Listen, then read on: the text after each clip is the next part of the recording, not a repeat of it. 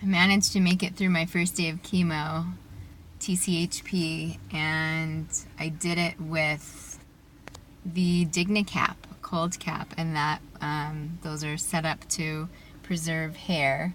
So I'm attempting to preserve my hair. They say you save up to 50%, so there's a chance that I'll have some bald patches, or maybe not, I don't know, but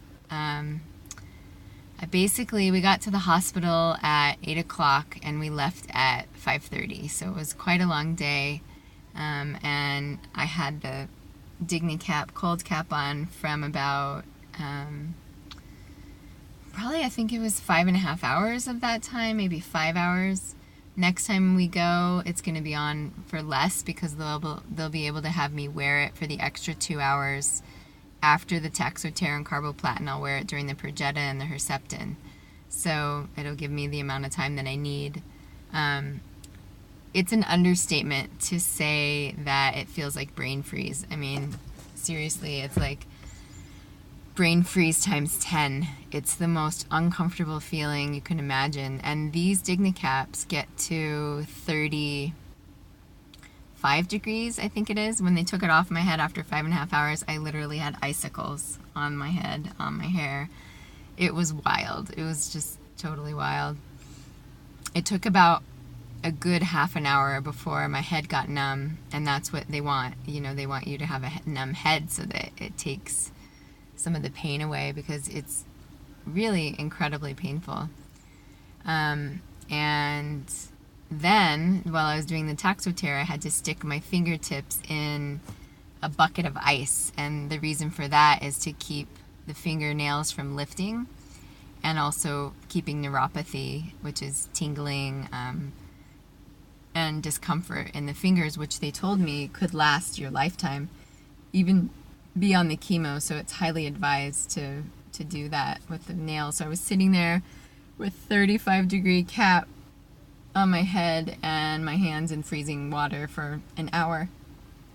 And the hands in freezing ice actually was, 30 seconds in, I was ready to throw my hands out, ready to throw the bucket in front of me. I just wasn't sure I could handle it. But I did. I put on some music. I had my boyfriend was there with me, helping me through it. And by the time I got to 15 minutes, I was there. Right, that's about the point at which it becomes tolerable. So I did find that yesterday, after I went home from the hospital, I have this head cooling, this gel kind of cap that I put on because I noticed how hot I was getting, and they had me on a steroid. Maybe dexamethasone, I think it's called, and I take that twice a day, 2 pills twice a day, the day before chemo, the day of chemo, and the day after chemo. Thank God I'm done with it for today, and I don't need to take it again for 3 weeks. The steroid helps with